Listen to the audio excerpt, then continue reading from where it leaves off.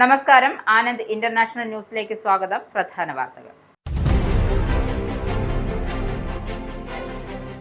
Greenland വിഷയത്തിൽ Donald ട്രംപിന് മറുപടിയുമായി ബ്രിട്ടീഷ് പ്രധാനമന്ത്രി കെയർ സ്റ്റാമർ. ശാന്തമായ ചർച്ചകളിലൂടെയാണ് പ്രശ്നങ്ങൾ പരിഹരിക്കേണ്ടതെന്നും ഗ്രീൻലാൻഡിന്റെ ഭാവി അവിടുത്തെ ജനങ്ങളും ഡെൻമാർക്കുമാണ് തീരുമാനിക്കേണ്ടതെന്നും സ്റ്റാമർ. ഗ്രീൻലാൻഡ് പദ്ധതിയെ എതിർക്കുന്ന രാജ്യങ്ങൾക്ക് 10% ഇറക്കുമതി നികുതി ചുമത്തുമെന്ന ട്രംപിന്റെ ഭീഷണി ശരിയല്ലെന്നും ബ്രിട്ടീഷ് പ്രധാനമന്ത്രി. 16 വയസ്സിന് താഴെയുള്ള കുട്ടികൾക്ക് സോഷ്യൽ മീഡിയ ഉപയോഗം നിരോധിക്കണമെന്നാവശ്യപ്പെട്ട് പ്രധാനമന്ത്രിക്ക് ലേബർ എംപിമാരുടെ തുറന്ന കത്ത്. സോഷ്യൽ മീഡിയ പ്ലാറ്റ്ഫോമുകളിൽ നിന്നും കുട്ടികളെ സംരക്ഷിക്കാൻ പര്യാപ്തമായ നടപടി സർക്കാർ എടുത്തില്ലെന്ന് ആരോപണം. ഓസ്ട്രേലിയയെ മാതൃകയാക്കി ബ്രിട്ടന് മുന്നോട്ടു പോകണമെന്ന് എംപിമാർ. വിഷയത്തിൽ എല്ലാ വഴികളും പരിഗണനയിലാണെന്ന് സ്റ്റാമർ. യുകെയിലെ പ്രസവാനന്തര പരിചരണ സംവിധാനം അവതാളത്തിലായി. സംവിധാനം താളം തെറ്റിയത് ആവശ്യമായ ധനസഹായവും ജീവനക്കാരും ഇല്ലാതായതോടെ. ഞെട്ടിക്കുന്ന റിപ്പോർട്ടുമായി നാഷണൽ ചൈൽഡ് ബർത്ത് ട്രസ്റ്റ്. ആയിരക്കണക്കിന് പുതിയ അമ്മമാർ പ്രസവത്തിന് ശേഷം മതിയായ സുരക്ഷയും പിന്തുണയുമില്ലാതെ മാനസിക സമ്മർദ്ദത്തിൽ. സർവേ പ്രകാരം 24% സ്ത്രീകൾക്ക് പ്രസവശേഷം NHS ജീവനക്കാരുടെ സേവനം ലഭ്യമായിട്ടില്ല. നൊബേൽ സമ്മാന ജേതാക്കളെ തിരഞ്ഞെടുക്കുന്നതിൽ നോർവേ ഭരണകൂടത്തിന് പങ്കില്ലെന്ന് ട്രംപിനോട് നോർവീജിയൻ പ്രധാനമന്ത്രി ജോനാസ് ഗാർ സ്റ്റോർ. നോർവേയിൽ രാഷ്ട്രീയ അധികാരികളിൽ നിന്നും സ്വതന്ത്രമായാണ് സമ്മാനം നൽകുന്നത്. ജോനാസിനെ നിരാശ അറിയിച്ച ട്രംപ് സ്വദേശത്തെ ഗ്രീൻലാൻഡും നൊബേൽ സമ്മാനവും വിഷയമായി. ഗാസയുടെ പുനർനിർമ്മാണത്തിന് US പ്രസിഡന്റ് ഡൊണാൾഡ് ട്രംപിന്റെ ബോർഡ് ഓഫ് പീസ് സംരംഭത്തിൽ പങ്കുചേരുന്ന കാര്യത്തിൽ തീരുമാനമെടുക്കാതെ ഇന്ത്യ. വിഷയങ്ങൾ സർക്കാർ ഗൗരവമായിട്ട് പരിശോധിച്ചു വരുന്നതായും കേന്ദ്ര സർക്കാർ. ദ്വിരാഷ്ട്ര പരിഹാരത്തെയും മേഖലയിലെ സമാധാനം ലക്ഷ്യമിട്ടുള്ള എല്ലാ സംരംഭങ്ങൾക്കും ഇന്ത്യ പിന്തുണ. ട്രംപ് കത്തയച്ചത് 60 രാജ്യങ്ങളിലെ നേതാക്കൾക്ക്. ശബരിമല സ്വർണ്ണക്കൊള്ള കേസുമായി ബന്ധപ്പെട്ട് നിർണായക നീക്കവുമായി എൻഫോഴ്സ്മെന്റ് ഡയറക്ടറേറ്റ്. കേസിലെ പ്രതികളുടെ വീടുകളിലടക്കം 21 ഇടങ്ങളിൽ ED പരിശോധന. കേസിലെ മുഖ്യപ്രതിയായ ഉണ്ണികൃഷ്ണൻ പോറ്റിയുടെ തിരുവനന്തപുരത്തെ വീട്ടിൽ പരിശോധനയ്ക്കായി എത്തി ED സംഘം നിരാശരായി മടങ്ങി. മുൻ ദേവസ്വം ബോർഡ് കമ്മീഷണറും ദേവസ്വം പ്രസിഡന്റുമായ N വാസുവിന്റെ വീട്ടിലും പരിശോധന. വർഗീയത പറയുന്ന ഒരാളുടെ നിലപാടിനോടും CPM യോജിപ്പില്ലെന്ന് സംസ്ഥാന സെക്രട്ടറി MV ഗോവിന്ദൻ. പ്രതികരണം സാംസ്കാരിക വകുപ്പ് മന്ത്രി സജി ചെറിയാന്റെ വിവാദ പരാമർശത്തിൽ. വർഗീയതയ്ക്കെതിരെ രാജ്യത്ത് അതിശക്തമായി നിൽക്കുന്ന പാർട്ടിയാണ് CPM എന്നും പാർട്ടിയെ കടന്നാക്രമിക്കാനുള്ള കള്ളപ്രചരണമാണ് നടക്കുന്നതെന്നും MV ഗോവിന്ദൻ. വാർത്തകൾ വിശദമായി. ഗ്രീൻലാൻഡിന്റെ നിയന്ത്രണം കൈക്കലാക്കാനുള്ള ഡൊണാൾഡ് ട്രംപിന്റെ പദ്ധതികളെ എതിർക്കുന്ന രാജ്യങ്ങൾക്ക് 10% ഇറക്കുമതി നികുതി ചുമത്തുമെന്ന ഭീഷണിക്കെതിരെ ശക്തമായ നിലപാടുമായി ബ്രിട്ടീഷ് പ്രധാനമന്ത്രി സർ കെയർ സ്റ്റാമർ. ഡൌണിംഗ് സ്ട്രീറ്റിൽ നടത്തിയ പ്രസംഗത്തിൽ പ്രശ്നങ്ങൾ തീർക്കേണ്ടത് ശാന്തമായ ചർച്ചകളിലൂടെയാണെന്നും സഖ്യരാജ്യങ്ങൾക്കെതിരെ താരിഫ് ഏർപ്പെടുത്തുന്നത് ശരിയായ മാർഗമല്ലെന്നും അദ്ദേഹം പറഞ്ഞു. ഗ്രീൻലാൻഡിന്റെ ഭാവി അവിടുത്തെ ജനങ്ങളും ഡെൻമാർക്കും തീരുമാനിക്കേണ്ടതാണ് എന്ന നിലപാട് സ്റ്റാമർ ആവർത്തിച്ചു. UK-US ബന്ധത്തിന്റെ സാമ്പത്തികവും സൈനികവുമായ പ്രാധാന്യം ചൂണ്ടിക്കാട്ടിയ സ്റ്റാമർ തർക്കം വഷളാകാതെ പ്രായോഗിക സമീപനമാണ് വേണ്ടതെന്നും പറഞ്ഞു. ഗ്രീൻലാൻഡിനെതിരെ അമേരിക്ക സൈനിക നടപടി സ്വീകരിക്കും എന്ന് താൻ വിശ്വസിക്കുന്നില്ല എന്നും അദ്ദേഹം കൂട്ടിച്ചേർത്തു. US നികുതി ഭീഷണി യുകെയിൽ വളരെ മോശമായി സ്വീകരിക്കപ്പെട്ടതായും സ്റ്റാമർ പറഞ്ഞു. പ്രതികാര താരിഫുകളിലേക്ക് ഇതുവരെ എത്തിയിട്ടില്ലെന്നും അതിലേക്ക് പോകാതിരിക്കാൻ തന്നെയാണ് ഉദ്യമമെന്ന് വ്യക്തമാക്കി. പ്രതിപക്ഷ നേതാവ് കെമി ബാഡ്നോക്ക് ഉൾപ്പെടെയുള്ള നേതാക്കൾ പ്രധാനമന്ത്രിയുടെ നിലപാടിന് പിന്തുണ അറിയിച്ചു. ട്രംപ് പ്രഖ്യാപിച്ച താരിഫുകൾ നടപ്പായാൽ യുകെയുടെ സമ്പദ് വ്യവസ്ഥയ്ക്ക് തിരിച്ചടിയാകുമെന്ന് സാമ്പത്തിക വിദഗ്ധർ മുന്നറിയിപ്പ് നൽകിയിരുന്നു. US യുകെയുടെ ഏറ്റവും വലിയ വ്യാപാര പങ്കാളിയായതിനാൽ പുതിയ നികുതികൾ GDP-യിൽ 0.5% വരെ കുറവുണ്ടാക്കാമെന്ന് വിലയിരുത്തൽ. യൂറോപ്യൻ ഓഹരി വിപണികളിലും ഇതിനകം തന്നെ ആശങ്ക പ്രകടമായി. ഗ്രീൻലാൻഡിന്റെ തന്ത്രപ്രധാനമായ സ്ഥാനം, റഷ്യയിൽ നിന്നും ചൈനയിൽ നിന്നുമുള്ള ഭീഷണികൾ എന്നിവയാണ് തർക്കത്തിന്റെ പശ്ചാത്തലം. പ്രശ്നം ചർച്ചകളിലൂടെ പരിഹരിക്കാമെന്നത് ബ്രിട്ടന്റെ നിലപാടെന്നും രാജ്യങ്ങൾ തമ്മിലുള്ള ബന്ധം സംരക്ഷിക്കേണ്ടത് തൊഴിലാളികളുടെയും സമ്പദ് വ്യവസ്ഥയുടെയും താൽപര്യമാണെന്നും സ്റ്റാമർ പറഞ്ഞു. 16 വയസ്സിന് താഴെയുള്ള കുട്ടികൾക്ക് സോഷ്യൽ മീഡിയ ഉപയോഗം നിരോധിക്കണമെന്നാവശ്യപ്പെട്ട് 60-ലധികം ലേബർ എംപിമാർ പ്രധാനമന്ത്രി സർ കെയർ സ്റ്റാമറിന് തുറന്ന കത്തു നൽകി.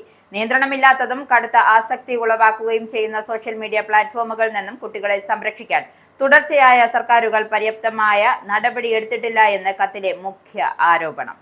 ഡിസംബറിൽ സമാനമായ നിരോധനം നടപ്പാക്കിയ ഓസ്ട്രേലിയയെ മാതൃകയാക്കി ബ്രിട്ടന് മുന്നോട്ടു പോകണമെന്നും Denmark, France, Norway, New Zealand, Greece തുടങ്ങിയ രാജ്യങ്ങളും ഇത്തരമൊരു നീക്കം പരിഗണിക്കുകയാണ് എന്നും എംപിമാർ ചൂണ്ടിക്കാട്ടി. വിഷയത്തിൽ എല്ലാ വഴികളും പരിഗണനയിലാണ് എന്ന നിലപാടിലാണ് സ്റ്റാമർ സ്വീകരിച്ചത്. കുട്ടികൾക്ക് സോഷ്യൽ മീഡിയ വഴി ഉണ്ടാകുന്ന മാനസിക സമ്മർദ്ദം, പഠനത്തിലെ ശ്രദ്ധക്കുറവ്, സാമൂഹികമായ ഒറ്റപ്പെടൽ തുടങ്ങിയ ആശങ്കകൾ നിരവധി വോട്ടർമാർ ഉന്നയിച്ചതായും എംപിമാർ കത്തിൽ പറയുന്നു. അടുത്തയാഴ്ച ലോർഡ്സ് സഭയിൽ ലിബറൽ ഡെമോക്രാറ്റുകൾ അവതരിപ്പിച്ച നിർദ്ദേശം പരിഗണനയ്ക്ക് എത്തും. സിനിമകളെ പോലെ പ്രായപരിധി അടിസ്ഥാനമാക്കി സോഷ്യൽ മീഡിയ പ്ലാറ്റ്ഫോമുകൾക്ക് റേറ്റിംഗ് നൽകുക എന്നതാണ് ഈ നിർദ്ദേശം. ആസക്തി ഉളവാക്കുന്ന അൽഗോരിതങ്ങളും അനുചിത ഉള്ളടക്കവും ഉള്ള പ്ലാറ്റ്ഫോമുകൾക്ക് 16 വയസ്സിന് മുകളിലുള്ളവർക്കായി പരിമിതപ്പെടുത്തുകയും അശ്ലീലമോ അക്രമമോ ഉള്ളവയെ പൂർണ്ണമായും പ്രായപൂർത്തിയായവർക്കായി മാറ്റുകയും ചെയ്യുന്നതാണ് പദ്ധതി. ഇതിനിടെ അടുത്ത തിരഞ്ഞെടുപ്പിൽ വിജയിച്ചാൽ അണ്ടർ 16 നിരോധനം നടപ്പാക്കുമെന്നും കൺസർവേറ്റീവ് നേതാവ് കെമി ബാഡ്നോക്ക് പ്രഖ്യാപിച്ചു. അതേസമയം 16 വയസ്സിന് താഴെയുള്ളവർക്ക് സമ്പൂർണ്ണ സോഷ്യൽ മീഡിയ നിരോധനം ഏർപ്പെടുത്തുന്നതിനെതിരെ ബാലാവകാശ സംഘടനകളും ഓൺലൈൻ സുരക്ഷാ പ്രവർത്തകരും രംഗത്തെത്തി. NSPCC, Childnet, Molly Rose foundation എന്നിവ ഉൾപ്പെടെയുള്ള 42 സംഘടനകളും വ്യക്തികളും ഇത് തെറ്റായ പരിഹാരമെന്ന് അഭിപ്രായപ്പെട്ടു.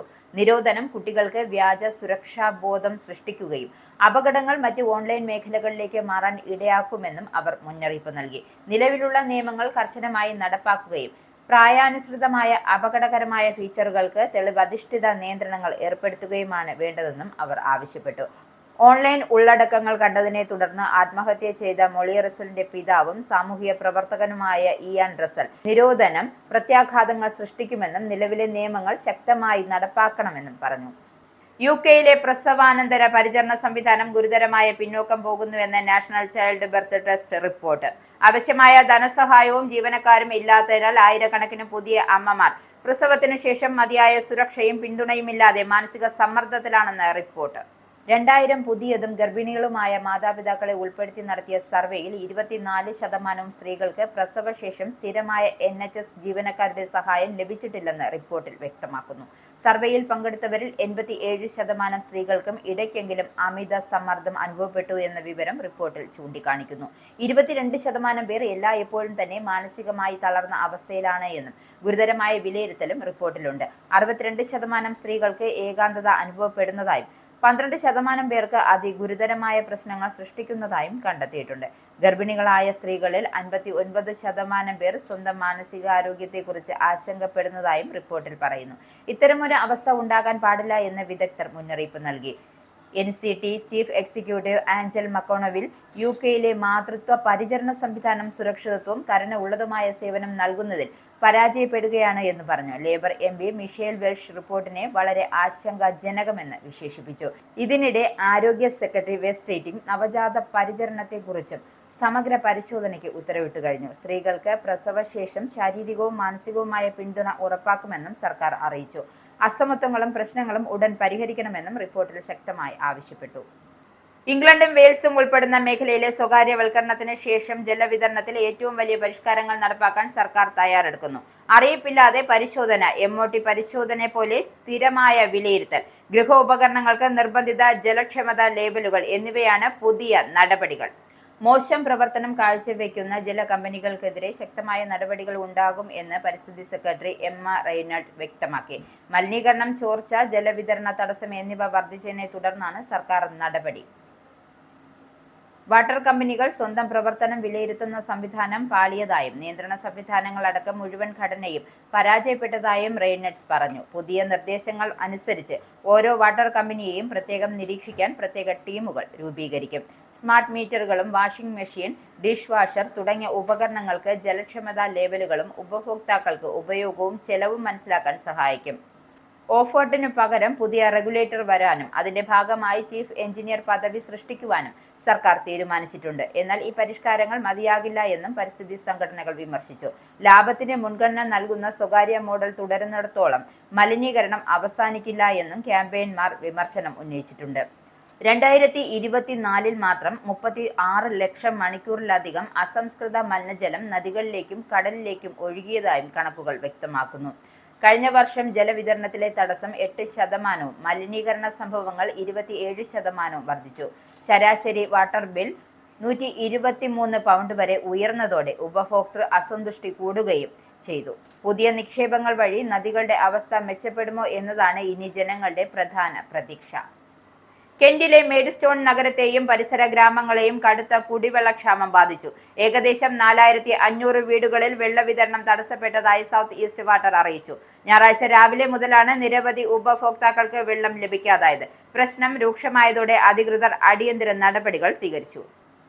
മെയ്ഡ് സ്റ്റോണിന് സമീപമുള്ള ജലശുദ്ധീകരണ കേന്ദ്രത്തിലുണ്ടായ വൈദ്യുതി തകരാറാണ് വെള്ള വിതരണം നിലച്ചതിന് കാരണമായി ചൂണ്ടിക്കാണിക്കുന്നത്. സംഭവം വിവിധ സ്ഥലങ്ങളിൽ ആയിരക്കണക്കിന് വീടുകളെയാണ് ബാധിച്ചതെന്നും SEW വ്യക്തമാക്കി. ഉപഭോക്താക്കൾ നേരിടുന്ന ബുദ്ധിമുട്ടിൽ ഖേദം പ്രകടിപ്പിച്ച ഇൻസിഡന്റ് മാനേജർ മാത്യു ഡീൻ ശൃംഖലയിലുടനീളമുണ്ടായ തടസ്സങ്ങൾ പരിഹരിക്കുന്നതിനായി അടിയന്തരമായി പ്രവർത്തിച്ചു വരികയാണ് എന്നും അറിയിച്ചു. വൈദ്യുതി തകരാർ പരിഹരിച്ചതായും പൈപ്പുകളിലേക്ക് വെള്ളം പതുക്കെയും സുരക്ഷിതവുമായി തിരിച്ചൊഴുകുന്ന പ്രവൃത്തികൾ പുരോഗമിക്കുകയാണ് എന്നും അധികൃതർ പറഞ്ഞു. ഉടനെ തന്നെ വെള്ളവിതരണം സാധാരണ നിലയിലാകുമെന്ന് പ്രതീക്ഷിക്കുന്നതായി സൗത്ത് ഈസ്റ്റ് വാട്ടർ അറിയിച്ചു. അതുവരെ ഉപഭോക്താക്കൾ സഹകരിക്കണമെന്നാണ് കമ്പനിയുടെ ആവശ്യം. നൊബേൽ സമ്മാന ജേതാക്കളെ തിരഞ്ഞെടുക്കുന്നതിൽ നോർവേ ഭരണകൂടത്തിന്റെ പങ്കില്ലെന്ന് US പ്രസിഡന്റ് ഡൊണാൾഡ് ട്രംപിനോട് വ്യക്തമാക്കി നോർവീജിയൻ പ്രധാനമന്ത്രി ജോനാസ് ഗാർ സ്റ്റോർ.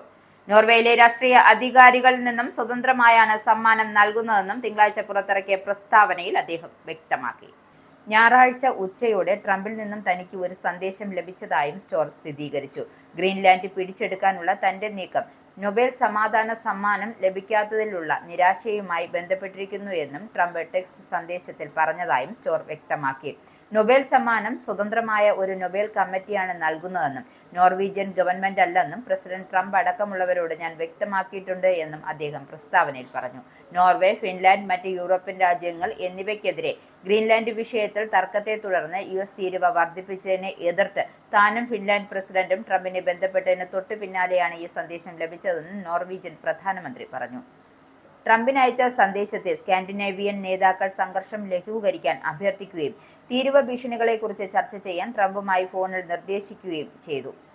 ഗ്രീൻലാൻഡ് ഡെൻമാർക്ക് രാജ്യത്തിന്റെ ഭാഗമാണ്. ഈ വിഷയത്തിൽ നോർവേ ഡെൻമാർക്കിനെ പൂർണ്ണമായും പിന്തുണയ്ക്കുന്നു.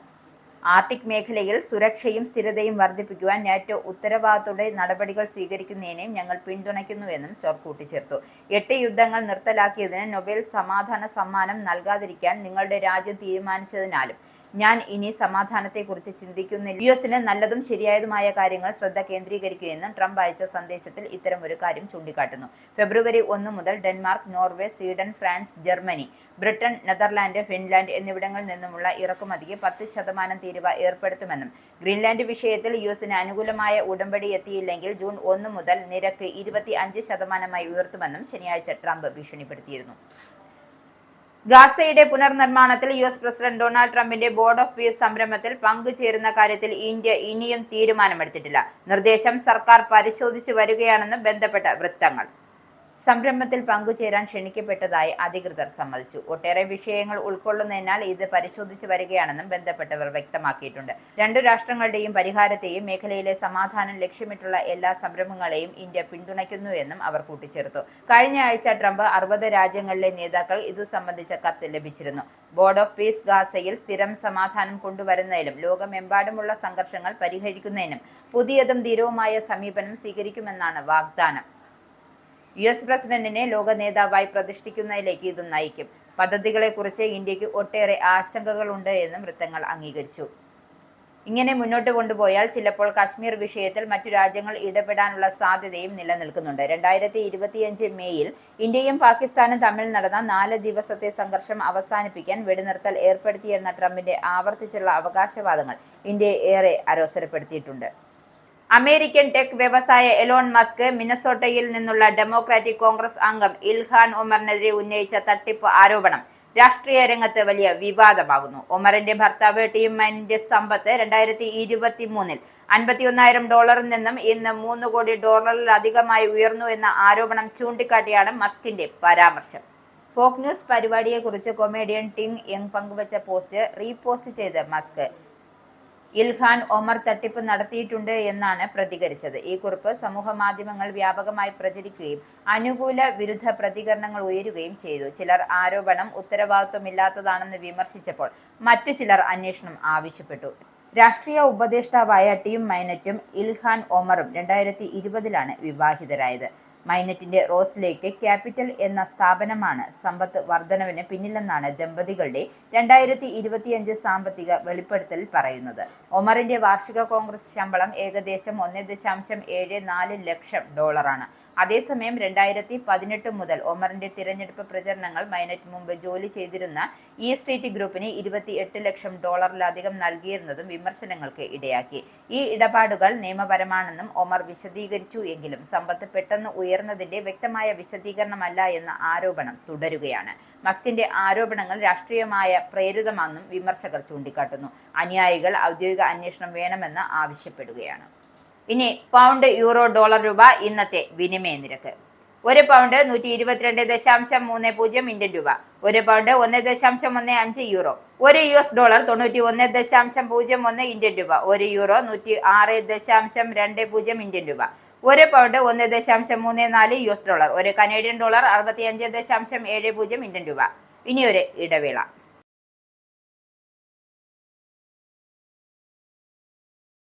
വീണ്ടും വാർത്തകളിലേക്ക്. തമിഴ്നാട് നിയമസഭാ സമ്മേളനം ആരംഭിക്കുന്നതിന്റെ ഭാഗമായി ദേശീയ ഗാനം അവതരിപ്പിക്കണമെന്ന നിർദ്ദേശം സർക്കാർ അവഗണിച്ചതിനെ തുടർന്ന് ഗവർണർ നയപ്രഖ്യാപന പ്രസംഗം നടത്താതെ ക്ഷുഭിതനായി നിയമസഭ വിട്ടു. നിയമസഭാ സമ്മേളനത്തിന്റെ തുടക്കത്തിൽ സംസ്ഥാന ഗാനത്തോടൊപ്പം ദേശീയ ഗാനം ആലപിക്കണമെന്നതായിരുന്നു തമിഴ്നാട് ഗവർണർ RN രവിയുടെ നിലപാട്. ദേശീയ ഗാനം വീണ്ടും അനാദരിക്കപ്പെട്ടു, ഭരണഘടനാപരമായ കടമ അവഗണിക്കപ്പെട്ടു എന്ന് പിന്നീട് നടത്തിയ പ്രസ്താവനയിൽ അദ്ദേഹം പറഞ്ഞു. ഗവർണറുടെ ഇറങ്ങിപ്പോക്കലിന് പിന്നിലെ കാരണങ്ങൾ വിശദീകരിച്ചുകൊണ്ട് തമിഴ്നാട് ലോക്ഭവൻ നടത്തിയ പ്രസ്താവനയിൽ ഗവർണറുടെ മൈക്ക് ആവർത്തിച്ച് ഓഫാക്കുകയും സംസാരിക്കാൻ അനുവദിച്ചില്ലെന്ന് ആരോപിക്കുകയും ചെയ്തു. മാസങ്ങൾക്ക് മുമ്പേ തുടങ്ങിയ ഗവർണർ മുഖ്യമന്ത്രി MK സ്റ്റാലിൻ DMK സർക്കാരും തമ്മിലുള്ള തർക്കത്തിന്റെ ഏറ്റവും അവസാന രംഗത്തിനാണ് ഇന്ന് സംസ്ഥാന നിയമസഭ വേദിയായത്. പ്രോട്ടോകോൾ അനുസരിച്ച് നിയമസഭയിൽ ആദ്യത്തെ പ്രസംഗം നടത്തേണ്ടിയിരുന്ന ഗവർണറായിരുന്നു. എങ്കിലും സംസ്ഥാന ഗാനം ആലപിച്ച ശേഷം ആശയക്കുഴപ്പം ഉടലെടുക്കുകയും തമിഴ് ഹ്രസ്വമായ അഭിവാദ്യം നൽകിയ ശേഷം ഗവർണർ സഭയിൽ നിന്ന് ഇറങ്ങിപ്പോവുകയും ചെയ്തു. സർക്കാർ വായിക്കാൻ നൽകിയ നയപ്രഖ്യാപന പ്രസംഗത്തെക്കുറിച്ചും ലോക്ഭവന്റെ പ്രസ്താവനയിൽ രൂക്ഷമായ വിമർശനമുയർത്തി. നയപ്രഖ്യാപനത്തിൽ തെളിവില്ലാത്ത അവകാശവാദങ്ങൾ തെറ്റിദ്ധരിപ്പിക്കുന്ന പ്രസ്താവനകളും അടങ്ങിയിരുന്നു. ജനങ്ങളെ അലട്ടുന്ന പല പ്രധാന പ്രശ്നങ്ങളും അവഗണിക്കപ്പെട്ടു. സംസ്ഥാനം 12 ലക്ഷം കോടി രൂപയുടെ വലിയ നിക്ഷേപം ആകർഷിച്ചു എന്ന അവകാശവാദം സത്യത്തിൽ നിന്നും വളരെ അകലെയാണ് എന്ന് പ്രസ്താവനയിൽ പറയുന്നു. നിക്ഷേപകരുമായുള്ള പല ധാരണാപത്രങ്ങളും കടലാസിൽ മാത്രം ഒതുങ്ങുന്നു. യഥാർത്ഥ നിക്ഷേപം ഇതിന്റെ ഒരു ചെറിയ ഭാഗം മാത്രമാണെന്നും നിക്ഷേപ ഡേറ്റ അനുസരിച്ച് തമിഴ്നാട് നിക്ഷേപകർക്ക് ആകർഷകമല്ലാതെ മാറിക്കൊണ്ടിരിക്കുന്നുവെന്നും 4 വർഷം മുമ്പ് വരെ സംസ്ഥാനങ്ങളിൽ വിദേശ നേരിട്ടുള്ള നിക്ഷേപം സ്വീകരിക്കുന്നതിന് തമിഴ്നാട് 4ാം സ്ഥാനത്തായിരുന്നു. ഇന്ന് ഇത് 6ാം സ്ഥാനത്തെങ്കിലും നിലനിർത്താൻ പാടുപെടുകയാണ് എന്നും പ്രസ്താവനയിൽ പറയുന്നു. സംസ്ഥാനത്തെ സ്ത്രീകളുടെ സുരക്ഷാ പ്രശ്നങ്ങളുമായി ഗവർണറുടെ ഇറങ്ങിപ്പോക്ക് ബന്ധപ്പെടുത്തിയിട്ടുണ്ട്. കൂടാതെ സംസ്ഥാന സർക്കാർ ഇത് പൂർണ്ണമായും അവഗണിച്ചതായി ആരോപിക്കുന്നു. പോസ്കോ ബലാത്സംഗ കേസുകൾ 55% വർധനവും സ്ത്രീകളുടെ ലൈംഗിക അതിക്രമ കേസുകൾ 33% വർധനവും ഉണ്ടായിട്ടായി അവഗണിക്കപ്പെട്ടു. ദളിതർക്കെതിരെ അക്രമങ്ങളും ദളിത് സ്ത്രീകളോടുള്ള ലൈംഗിക അതിക്രമങ്ങളും വർദ്ധിച്ചു വരുന്നുണ്ട്. പ്രസ്താവനയിൽ ഇക്കാര്യം വ്യക്തമാക്കുന്നുണ്ട്. സംസ്ഥാനത്തെ ആയിരക്കണക്കിന് ക്ഷേത്രങ്ങൾ ട്രസ്റ്റ് ബോർഡ് ഇല്ല എന്നും സംസ്ഥാന സർക്കാർ നേരിട്ട് ഭരിക്കുകയാണ് എന്നും ഗവർണർ ചൂണ്ടിക്കാട്ടി. യുവതിയുമായി ഓഫീസിൽ അടുത്തിടപഴകുന്ന വീഡിയോ പുറത്തു വന്നതിന് പിന്നാലെ Karnataka civil rights enforcement DGP K. Ramachandra റാവുവിന് സസ്പെൻഷൻ. യുവതിക്കൊപ്പമുള്ള DGPയുടെ വീഡിയോ ദൃശ്യങ്ങൾ സമൂഹ മാധ്യമങ്ങൾ പ്രചരിച്ചതിന് പിന്നാലെയാണ് നടപടി. വിവാദം കർണാടക മുഖ്യമന്ത്രി സിദ്ധരാമയ്യയുടെ ശ്രദ്ധയിൽപ്പെട്ടതോടെ ബന്ധപ്പെട്ട വകുപ്പിനോട് അന്വേഷിച്ച ശേഷം സസ്പെൻഡ് ചെയ്യാൻ ഉത്തരവിറക്കുകയായിരുന്നു. വീഡിയോ കാണാൻ ഇടയായ മുഖ്യമന്ത്രി സിദ്ധരാമയ്യ ഒരു പോലീസ് ആസ്ഥാനത്ത് എങ്ങനെ ഇങ്ങനെ സംഭവിക്കുന്നു എന്ന ചോദ്യമാണ് ഉന്നയിച്ചത്. ഔദ്യോഗിക കാര്യാലയത്തിൽ വെച്ചുള്ള DGPയുടെ പെരുമാറ്റം നിയമങ്ങളുടെ ലംഘനമാണെന്നും ഒരു സർക്കാർ ഉദ്യോഗസ്ഥനെ യോജിക്കുന്നതല്ല എന്നും പോലീസ് സേനയ്ക്കും സർക്കാരിനും നാണക്കേടുണ്ടാക്കിയെന്നും സസ്പെൻഷൻ ഉത്തരവിൽ പറയുന്നു. വിരമിക്കാൻ മാസങ്ങൾ മാത്രം ബാക്കി നിൽക്കെയാണ് DGPയുടെ സസ്പെൻഷൻ എന്നതും ശ്രദ്ധേയമാണ്. പോലീസ് ആസ്ഥാനത്തെ ഓഫീസ് മുറിയിൽ യുവതികൾക്കൊപ്പമുള്ള DGPയുടെ സ്വകാര്യ ദൃശ്യങ്ങളാണ് സമൂഹ മാധ്യമങ്ങളിൽ പ്രചരിച്ചത്. യൂണിഫോമിൽ റാവു യുവതികളെ ചുംബിക്കുന്നതും കെട്ടിപ്പിടിക്കുന്നതുമായ ദൃശ്യങ്ങൾ ഉണ്ടായിരുന്നു. വീഡിയോ വൈറലായതിന് പിന്നാലെ പ്രതികരിച്ച രാമചന്ദ്ര റാവു രംഗത്തെത്തിയിരുന്നു. മോർഫ് ചെയ്തുള്ള വീഡിയോയാണ് പ്രചരിച്ചത് എന്ന വാദമായിരുന്നു രാമചന്ദ്ര റാവു ഉയർത്തിയത്. വീഡിയോ കണ്ട് താൻ തന്നെ ഞെട്ടിയെന്ന് പറഞ്ഞ രാമചന്ദ്ര റാവു സംഭവത്തിൽ വിശദമായ അന്വേഷണം നടത്തണമെന്നും അഭ്യർത്ഥിച്ചു. സംഭവത്തെക്കുറിച്ച് സംസാരിക്കുന്നതിനായി രാമചന്ദ്ര റാവു ആഭ്യന്തരമന്ത്രിയെ കാണാൻ ശ്രമിച്ചുവെങ്കിലും അദ്ദേഹം കാണാൻ കൂട്ടാക്കിയിരുന്നില്ല. സംഭവം ഭരണപക്ഷത്തുള്ള കോൺഗ്രസിനെ സമ്മർദ്ദത്തിലാക്കിയിരിക്കുകയാണ്. പ്രതിപക്ഷം തുടർ നടപടികളെ സൂക്ഷ്മമായി നിരീക്ഷിക്കുന്നുണ്ട് എന്നാണ് റിപ്പോർട്ട്. മുൻപ് റാവുവിന്റെ വളർത്തുമകളും നടിയുമായ രന്യ റാവു ഉൾപ്പെട്ട സ്വർണ്ണക്കടത്ത് കേസുമായി ബന്ധപ്പെട്ടും രാമചന്ദ്ര റാവു വിവാദത്തിൽ അകപ്പെട്ടിരുന്നു. BJP ദേശീയ വർക്കിംഗ് പ്രസിഡന്റായ നിതിൻ നബീൻ സിൻഹ പാർട്ടിയുടെ പുതിയ ദേശീയ അധ്യക്ഷനാകും. അധ്യക്ഷ സ്ഥാനത്തേക്ക് നിതിൻ നബീൻ മാത്രമാണ് നാമനിർദ്ദേശ പത്രിക നൽകിയിരുന്നത്. അതിനാൽ എതിരില്ലാതെയാണ് തിരഞ്ഞെടുത്തത്. BJPയുടെ മുതിർന്ന നേതാക്കളുടെ എല്ലാം സാന്നിധ്യത്തിലാണ് നിതിൻ നബിൻ അധ്യക്ഷനാകാനായി നാമനിർദ്ദേശ പത്രിക സമർപ്പിച്ചത്. കേന്ദ്രമന്ത്രിമാരായ അമിത് ഷാ, നിതിൻ ഗഡ്കരി, ധർമ്മേന്ദ്ര പ്രധാൻ, ഭൂപേന്ദ്ര യാദവ്, കിരൺ റിജ്ജു എന്നിവരുടെ സാന്നിധ്യത്തിലായിരുന്നു പത്രിക സമർപ്പണം. ദേശീയ സംസ്ഥാന കൗൺസിൽ നേതാക്കൾ ഉൾപ്പെടുന്ന ഇലക്ടറൽ സമിതിയാണ് പാർട്ടി അധ്യക്ഷനെ തിരഞ്ഞെടുത്തത്. ദേശീയ അധ്യക്ഷനായുള്ള JP നദ്ദയുടെ കാലാവധി അവസാനിച്ചതോടെയാണ് നിതിൻ നബിൻ തെരഞ്ഞെടുക്കപ്പെട്ടത്. 5 തവണ ബീഹാർ MLA ആയ നിതിൻ നബിൻ ഡിസംബർ 14-നാണ് BJPയുടെ വർക്കിംഗ് പ്രസിഡന്റായി നിയമിതനായത്. പ്രധാനമന്ത്രിയുടെ നേരിട്ടുള്ള താൽപര്യപ്രകാരമായിരുന്നു നിതിനെ വർക്കിംഗ് പ്രസിഡന്റായി നിയമിച്ചത്. നിലവിൽ പട്നയിലെ ബാങ്കിപ്പൂർ മണ്ഡലത്തിൽ നിന്നുള്ള MLA-യും ബീഹാറിലെ പൊതുമരാമത്ത് വകുപ്പ് മന്ത്രിയുമാണ് നിതിൻ നബിൻ. അന്തരിച്ച BJP നേതാവ് നബിൻ കിഷോർ സിൻഹയുടെ മകൻ കൂടിയാണ്. ABVP-യിൽ നിന്നും രാഷ്ട്രീയ പ്രവർത്തനം ആരംഭിച്ചയാണ് നിതിൻ. അച്ഛന്റെ മരണശേഷം 2000-ൽ ആദ്യമായി തെരഞ്ഞെടുപ്പ് രാഷ്ട്രീയത്തിൽ കാലെടുത്തു വെച്ചു. 2010 മുതൽ 2025 വരെ വിജയക്കൊടി പാറിച്ചുകൊണ്ട് തന്നെയായിരുന്നു നിതിന്റെ യാത്ര. ഇക്കാലത്ത് നഗരവികസനം, അടിസ്ഥാന സൗകര്യ വികസനം എന്നീ വകുപ്പുകൾ നിതിൻ കൈകാര്യം ചെയ്തു. ശബരിമല സ്വർണ്ണക്കൊള്ള കേസുമായി ബന്ധപ്പെട്ട് നിർണായക നീക്കവുമായി എൻഫോഴ്സ്മെന്റ് ഡയറക്ടറേറ്റ്. കേസിലെ പ്രതികളുടെ വീട്ടിലടക്കം 21 ഇടങ്ങളിലാണ് ED പരിശോധന നടത്തിയത്. കേസിലെ മുഖ്യപ്രതിയായ ഉണ്ണികൃഷ്ണൻ പോറ്റിയുടെ തിരുവനന്തപുരത്തെ പുളിമാത്തെ വീട്ടിലാണ് ED സംഘം പരിശോധനയ്ക്ക് എത്തിയത്. വീട്ടിൽ ആളില്ലാത്തതിനാൽ ED സംഘത്തിന് അകത്തു കയറാനായില്ല. വീട്ടിലുള്ളവർ ബന്ധുവിന്റെ വീട്ടിലാണ് എന്നാണ് അയൽക്കാർ ED ഉദ്യോഗസ്ഥരെ അറിയിച്ചത്. മുൻ ദേവസ്വം കമ്മീഷണറും ദേവസ്വം പ്രസിഡന്റുമായ N. വാസുവിന്റെ തിരുവനന്തപുരത്തെ പേട്ടയിലെ വീട്ടിലും ഉദ്യോഗസ്ഥർ എത്തി പരിശോധന നടത്തുകയായിരുന്നു. മുൻ ദേവസ്വം ബോർഡ് പ്രസിഡന്റ് A. പത്മകുമാറിന്റെ ആറന്മുളയിലെ വീട്ടിലും സ്വർണ്ണ വ്യാപാരി ഗോവർദ്ധന്റെ ബെല്ലാരിയിലെ വീട്ടിലും ED ഉദ്യോഗസ്ഥർ എത്തിയിട്ടുണ്ട്. ബംഗളൂരുവിലെ smart creations office, Thiruvithamkur Devaswom board ആസ്ഥാനത്തും പരിശോധന നടത്തി. പ്രതികളുടെ ആസ്തികൾ, ബാങ്ക് അക്കൗണ്ട് വിവരങ്ങൾ എന്നിവയാണ് പ്രധാനമായും പരിശോധിച്ചത്. EDയുടെ കൊച്ചി, കോഴിക്കോട്, ബംഗളൂരു യൂണിറ്റുകളാണ് പരിശോധന നടത്തിയത്. തിരുവനന്തപുരത്തു മാത്രം 3 ഇടങ്ങളിലായിരുന്നു പരിശോധന നടന്നത്. വർഗീയത പറയുന്ന ഒരാളുടെ നിലപാടിനോടും CPM-ന് യോജിപ്പില്ലെന്ന സംസ്ഥാന സെക്രട്ടറി MV ഗോവിന്ദൻ. സാംസ്കാരിക വകുപ്പ് മന്ത്രി സജി ചെറിയാന്റെ വിഷയത്തിലായിരുന്നു പ്രതികരണം. വർഗീയതയ്ക്കെതിരെ രാജ്യത്ത് തന്നെ അതിശക്തമായി നിലനിൽക്കുന്ന പാർട്ടിയാണ് CPM എന്നും MV ഗോവിന്ദൻ പറഞ്ഞു. CPM-നെ കടന്നാക്രമിക്കാനുള്ള കള്ളപ്രചരണമാണ് ഇപ്പോൾ നടക്കുന്നതെന്നും അദ്ദേഹം കൂട്ടിച്ചേർത്തു. ഒരു വർഗീയ പരാമർശവും CPM-ന്റെ ഭാഗത്തു നിന്ന് ഉണ്ടാകരുത്. ഇന്ത്യയിലെ ഏറ്റവും ശക്തമായ വർഗീയ വിരുദ്ധ പ്രസ്ഥാനമാണ് CPM. ബാക്കി കോൺഗ്രസ് അടക്കമുള്ള പാർട്ടികൾ മൃദു ഹിന്ദുത്വ നിലപാടാണ് സ്വീകരിക്കുന്നത്. തരാതരം നോക്കി വർഗീയ ശക്തികളുമായി ചേരുന്നവരാണ്. അവരാണ് ഇപ്പോൾ ഈ പ്രഭാഷണം നടത്തിക്കൊണ്ടിരിക്കുന്നത് എന്നും MV ഗോവിന്ദൻ പറഞ്ഞു. പ്രതിപക്ഷ നേതാവ് VD സതീശൻ ജമാഅത്തെ ഇസ്ലാമുമായും RSS-ഉമായും BJP-യുമായി ചേരുന്നതിന് യാതൊരു മടിയുമില്ലെന്നും MV ഗോവിന്ദൻ വിമർശിച്ചു. VD സവർക്കറുടെ ഫോട്ടോയുടെ മുന്നിൽ പോയി നമസ്കരിക്കുന്നതിന് വർഗീയ വിരുദ്ധ പ്രസ്ഥാനത്തിന്റെ വക്താവെന്ന് പറഞ്ഞുകൊണ്ടിരിക്കുന്ന VD സതീശന് മടിയില്ലെന്നും അദ്ദേഹം കൂട്ടിച്ചേർത്തു. എല്ലാ കാലത്തും വർഗീയ വിരുദ്ധ നിലപാടാണ് ഞങ്ങൾ സ്വീകരിക്കുന്നതെന്നും ഇനിയും അങ്ങനെ ആയിരിക്കുമെന്നും CPM-നെ കടന്നാക്രമിക്കുകയാണ് ചെയ്യുന്നത്. വർഗീയതയോടും RSS-നോടും മല്ലടിച്ച് മുന്നോട്ട് വന്ന പാർട്ടിയാണ് CPM. CPM-ന്റെ 100 കണക്കിന് കേഡർമാരെയാണ് RSS കൊന്നിട്ടുള്ളത്. അതിനെ പ്രതിരോധിച്ചാണ് പാർട്ടി മുന്നോട്ട് വന്നത്, അല്ലാതെ അതിൽ കീഴടങ്ങിയിട്ടല്ല എന്നും MV ഗോവിന്ദൻ കൂട്ടിച്ചേർത്തു. സമൂഹത്തിൽ ചേരിതിരിവ് ഉണ്ടാക്കുന്ന തരത്തിൽ ഏത് നേതാവാണെങ്കിലും അപകടകരമായ അഭിപ്രായം പറയാൻ പാടില്ല. അങ്ങനെ വരുമ്പോൾ അപ്പുറത്തും ഇപ്പുറത്തുമൊക്കെ സംഘടിക്കും. അത് കേരളത്തിൽ അപകടം ഉണ്ടാക്കും. നിങ്ങൾ കാസർഗോഡ് നഗരസഭയിലെ ഭൂരിപക്ഷം പരിശോധിച്ചാൽ മതി. ആർക്കൊക്കെ എവിടെയൊക്കെ ഭൂരിപക്ഷം ഉണ്ടോ ആ സമുദായത്തിൽപ്പെട്ടവരാണ് അവിടെ ജയിക്കുന്നത്. ഒരു സമുദായത്തിന് ഭൂരിപക്ഷം ഇല്ലാത്തിടത്ത് ആ സമുദായത്തിൽ അല്ലാത്തവർ ജയിക്കുന്നില്ല.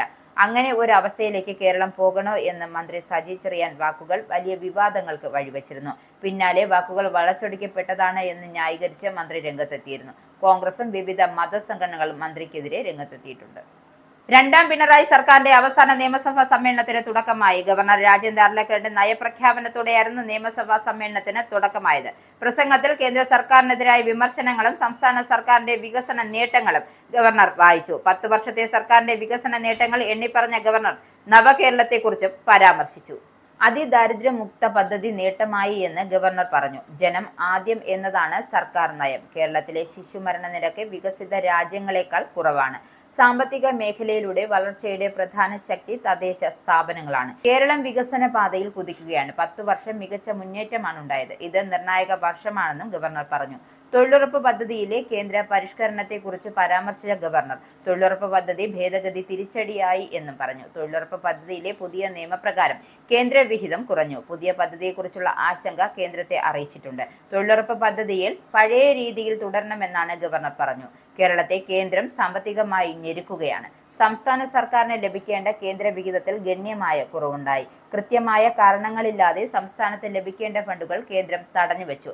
കടമെടുപ്പ് പരിധി കുറച്ചു. യുഎസിന്റെ താരിഫ് നിരക്ക് വർദ്ധിപ്പിച്ച നടപടിയും കേരളത്തെ ബാധിച്ചു.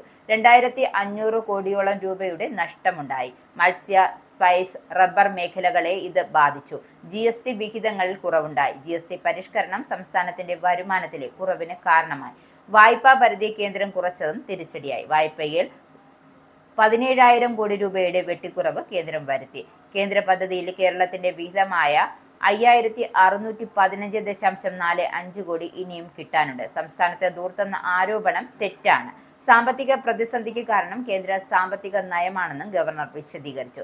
സാമ്പത്തിക ഞെരുക്കത്തിനിടയിലും കേരളം അടിസ്ഥാന വികസന പ്രവർത്തനങ്ങൾ നടത്തി. സ്ത്രീകൾക്കും യുവാക്കൾക്കും പ്രത്യേക പദ്ധതികൾ നടപ്പാക്കി. ഭൂമിയില്ലാത്തവർക്കും വീടില്ലാത്തവർക്കും സഹായം നൽകി. 10 വർഷത്തിനിടയിൽ 4 ലക്ഷത്തിലധികം പട്ടയങ്ങൾ നൽകി. ഇതിലൂടെ ഒരു പുതിയ കേരള മോഡൽ കൂടി കേരളം മുന്നോട്ട് വെച്ചു. 10 വർഷത്തിൽ പവർ കട്ട് ഇല്ലാതായി. ക്രമസമാധാന പരിപാലനം മെച്ചപ്പെട്ടു. വന്യജീവി പ്രശ്നം നേരിടാൻ നടപടികൾ സ്വീകരിക്കുകയും ബാധിക്കപ്പെട്ട കർഷകർക്ക് സഹായധനം നൽകുകയും ചെയ്തു. കർഷകരുടെ ക്ഷേമം ഉറപ്പുവരുത്തി സാമൂഹ്യ നീതിയിലൂന്നിയ വികസനമാണ് സർക്കാർ നയമെന്നും ഗവർണർ കൂട്ടിച്ചേർത്തു. ഇനി സ്പോർട്സ്.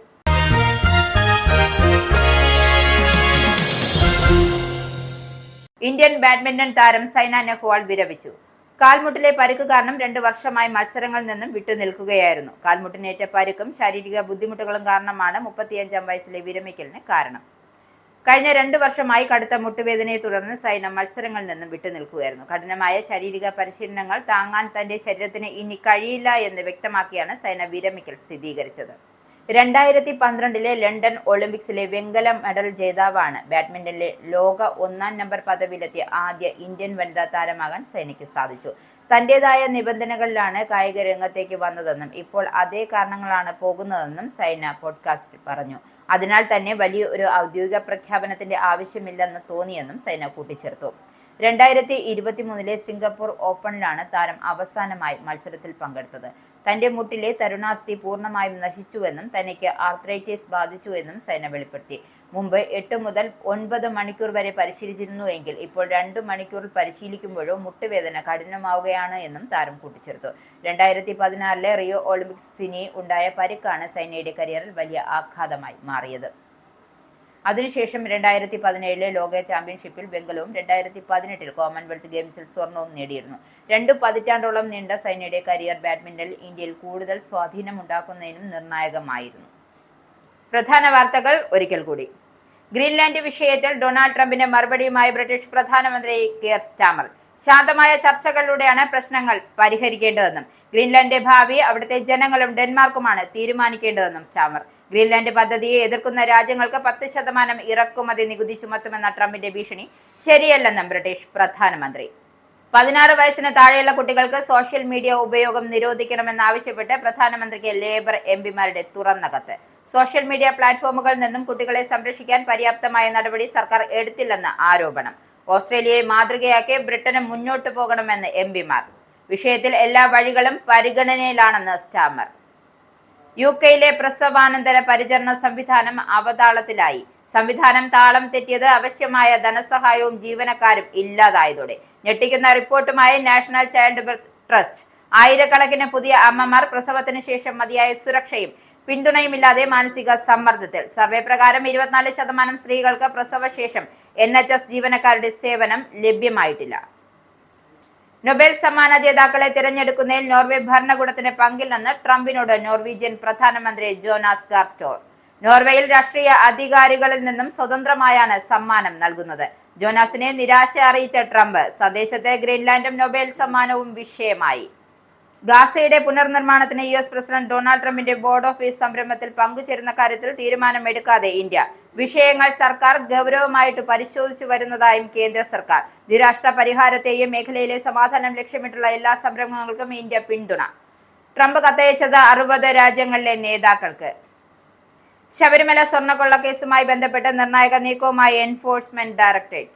കേസിലെ പ്രതികളുടെ വീടുകളിലടക്കം 21 ഇടങ്ങളിൽ ED പരിശോധന. കേസിലെ മുഖ്യപ്രതിയായ ഉണ്ണികൃഷ്ണൻ പോറ്റിയുടെ തിരുവനന്തപുരത്തെ വീട്ടിൽ പരിശോധനയ്ക്കായി എത്തി ED സംഘം നിരാശരായി മടങ്ങി. മുൻ ദേവസ്വം ബോർഡ് കമ്മീഷണറും ദേവസ്വം പ്രസിഡന്റുമായ N വാസുവിന്റെ വീട്ടിലും പരിശോധന.